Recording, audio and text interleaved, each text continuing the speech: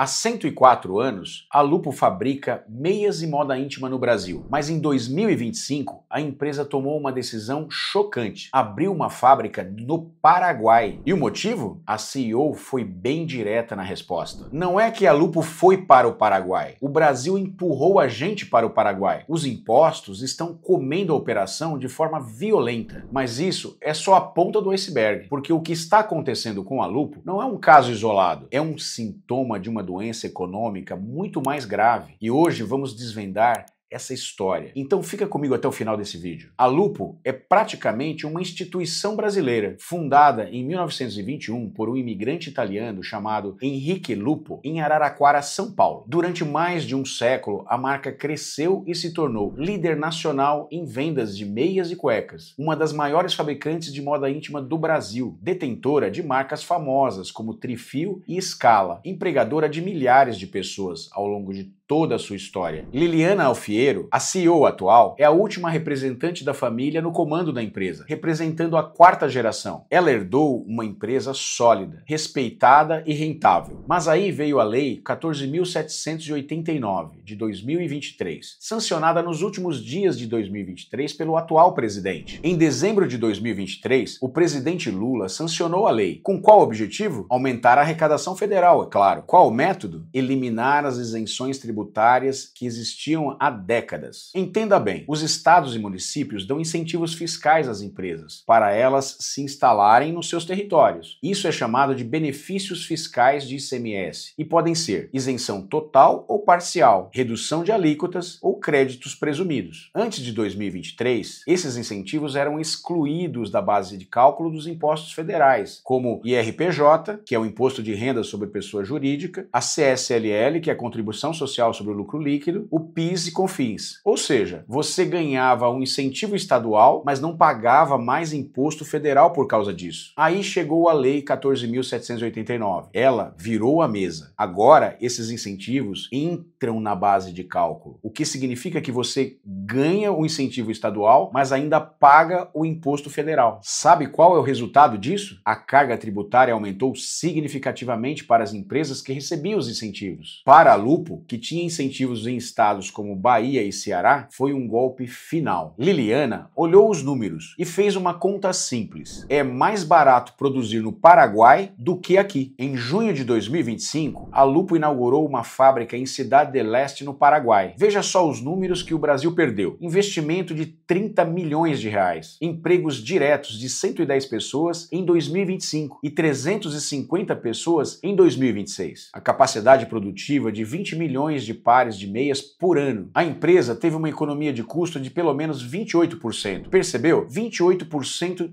de economia. Isso significa que a empresa consegue produzir pelo mesmo custo, trabalhando com margens muito maiores e ainda precificando de forma mais competitiva. Mas tem uma coisa ainda muito pior do que a Lupo deixar o Brasil. Sabe o que é? Chama-se ciclo de desindustrialização. Quando a Lupo deixa o Brasil, ela leva consigo fábricas e investimentos, empregos diretos e indiretos, impostos que agora serão pagos no exterior. E não para por aí. Ainda fica pior, ela não levou só 350 empregados, ela levou também funcionários de logística, fornecedores de matéria-prima, transportadoras, distribuidoras e representantes comerciais. De acordo com pesquisas, cada emprego direto na indústria gera em média mais 2 ou 3 empregos indiretos. Na verdade, há estudos que mostram um multiplicador econômico de 2,43, ou seja, cada real produzido na indústria de transformação gera 2,43 reais na economia. Então, se a Lupo muda, você não perde 350 empregos, você perde milhares. Daí vem a parte dos impostos. A arrecadação cai, são menos ICMS, menos ISS, menos imposto de renda dos trabalhadores e menos retenção de imposto dos fornecedores. Os governos estaduais e municipais também recebem menos dinheiro e essa pressão recai sobre os outros impostos. E aí vem mais um problema. O governo precisa manter os seus serviços, como escolas, hospitais, estradas, etc. Então, o que ele faz? Aumenta de novo os impostos para quem ficou. Só que mais aumento de impostos piora ainda mais a competitividade das empresas que ficaram. Então, elas começam a pensar, será que não deveria ir para o Paraguai também? E aí, o ciclo recomeça. E temos evidências de que esse ciclo já começou. Olhem para os números de 2025. Faturamento industrial. Agosto de 2025, queda de 5,3% em relação a julho. Comparação anual, queda de 7,6%. É a quarta queda em 6 meses. Emprego. Emprego industrial, estagnado há 4 meses consecutivos. Horas trabalhadas, baixa de 1,2% ao ano. Massa salarial real, baixa de 2% no ano. Arrecadação federal, agosto de 2025, primeira queda real do ano de menos 1,5%. Influenciado por queda em imposto de renda sobre pessoa jurídica, contribuição social sobre lucro líquido, PIS, COFINS e IPI. Exatamente os impostos que caem quando a indústria desacelera. Isso tudo não é coincidência. Esse é o começo do ciclo e não é a primeira vez que vemos isso no Brasil. Nos últimos 40 anos, temos um padrão. Em 1985, a indústria de transformação representava 36% do nosso PIB. Em 2021, a indústria de transformação representava apenas 11% do nosso PIB. Perdemos 25 pontos percentuais de PIB na indústria. Isso é uma desindustrialização acelerada. E o ciclo é sempre o mesmo. Custos altos, competitividade cai. Competitividade cai, empresas perdem participação de mercado. Perdem participação de mercado, demitem. Demitem, arrecadação cai. Arrecadação cai, governo aumenta impostos. Aumenta impostos, custos ficam ainda maiores e volta para o começo de novo. Podemos chamar isso de custo Brasil. O custo Brasil consome 1,5 trilhão de reais anualmente das empresas brasileiras. Todo esse valor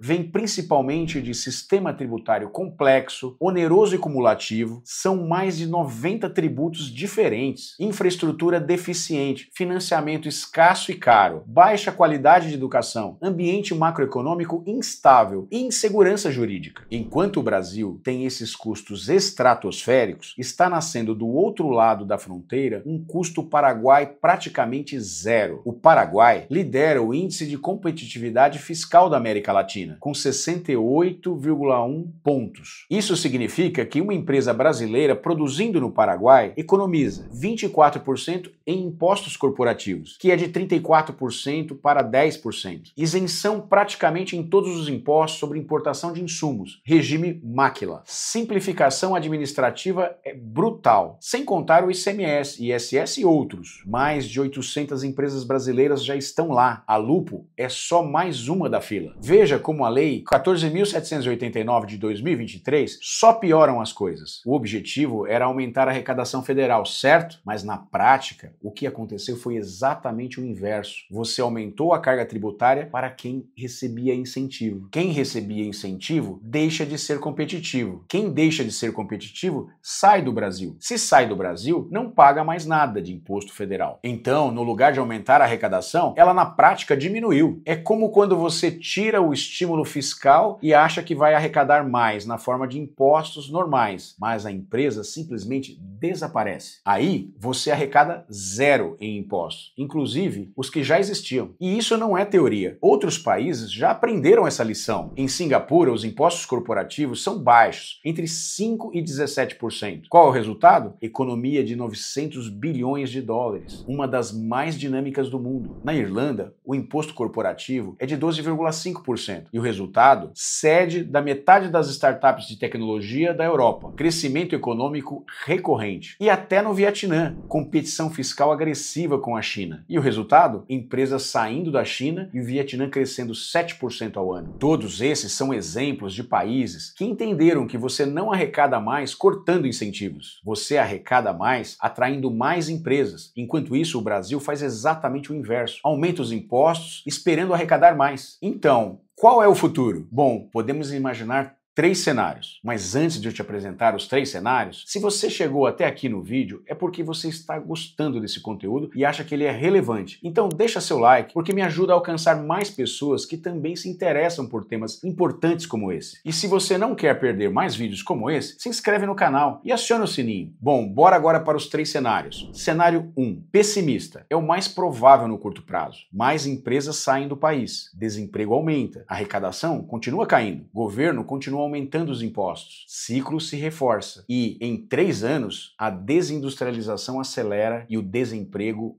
vai para 2 dígitos. Cenário número 2. Realista, no médio prazo, o governo percebe que perdeu a arrecadação, começa a reverter a política tributária, criação de incentivos para repatriar empresas, mas é tarde, muitas já podem ter ido embora definitivamente. Levaria uma década para recuperar. Cenário 3. Otimista, reformista. Reforma tributária brasileira finalmente implementada. IBS e CBS unificam o sistema. Redução de cumulatividade. A alíquota efetiva cai de 34% para algo competitivo em torno de 26%. O Brasil fica novamente competitivo. E empresas pensam 2 vezes antes de sair. Só que para esse cenário 3 acontecer, precisa de vontade política. E isso no Brasil é quase impossível. E se você investe em ações, commodities ou qualquer coisa vinculada à economia brasileira, isso importa muito. Veja, por exemplo, para investidor em ações industriais. O setor industrial vai ter margens comprimidas, não vai conseguir competir com a produção externa. Dividendos vão ser impactados. Vale repensar a alocação em indústrias de confecção, móveis, metalurgia ou calçados. Para investidores de fundos imobiliários, menos empregos significa menos demanda por imóvel. Cidades com economia baseada em indústria vão sofrer mais. O comercial e residencial são impactados. Então, revise os FIIs de regiões industrializadas. Para os investidores em renda fixa e Tesouro Nacional, a arrecadação federal caindo significa maior déficit. Risco de inflação pode aumentar. O Tesouro pode ter que oferecer taxas mais altas, o que é bom para quem vai comprar agora, mas o risco de longo prazo aumenta. E para o investidor em empresas exportadoras, ironicamente, pode ser bom. Desindustrialização significa menos concorrência por moeda estrangeira. Dólar pode se apreciar e exportadores ganham com isso. Mas nem tudo é ruim. Toda crise traz oportunidades também. Veja 4 delas. Oportunidade 1.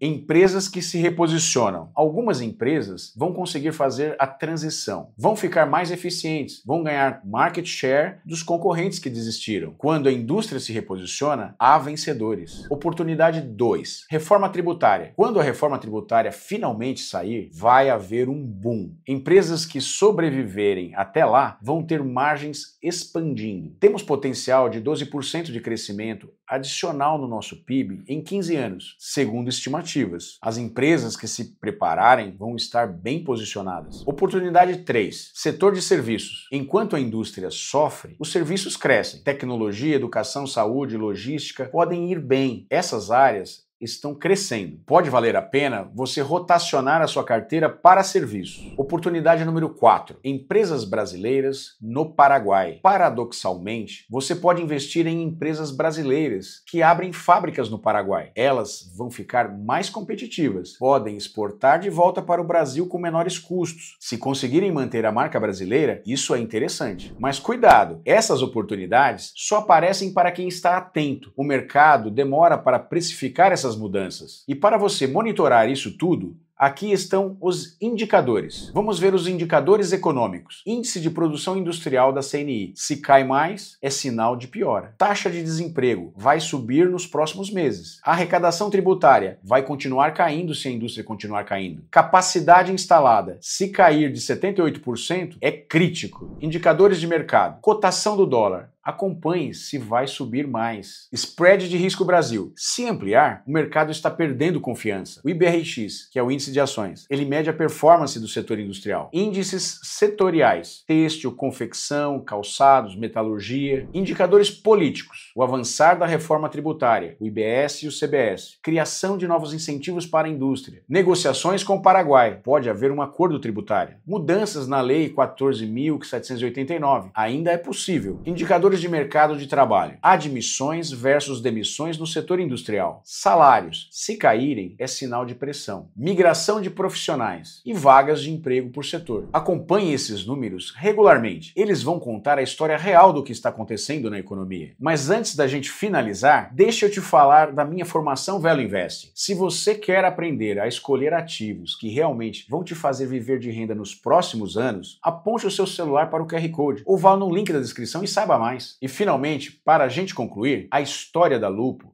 não é uma história de uma empresa que traiu o Brasil. É a história de uma empresa que fez a única decisão racional que podia fazer diante das circunstâncias irracionais. Liliana Alfiero tem razão. O Brasil empurrou a Lupo para o Paraguai. Não foi uma escolha, foi uma necessidade de sobrevivência. E enquanto a Lupo muda, outras 250 empresas brasileiras já estão lá. O ciclo está começando. A bola de neve está rolando. A questão agora é: você vai ficar esperando ou você vai se posicionar? Se você quer ficar atento a todas essas mudanças, acompanhe o meu canal. Eu pesquiso muito todas as semanas para trazer um conteúdo importante para você. Aproveita e deixa aqui nos comentários sobre o que você gostaria que eu falasse. Obrigado por assistir. Até o próximo vídeo.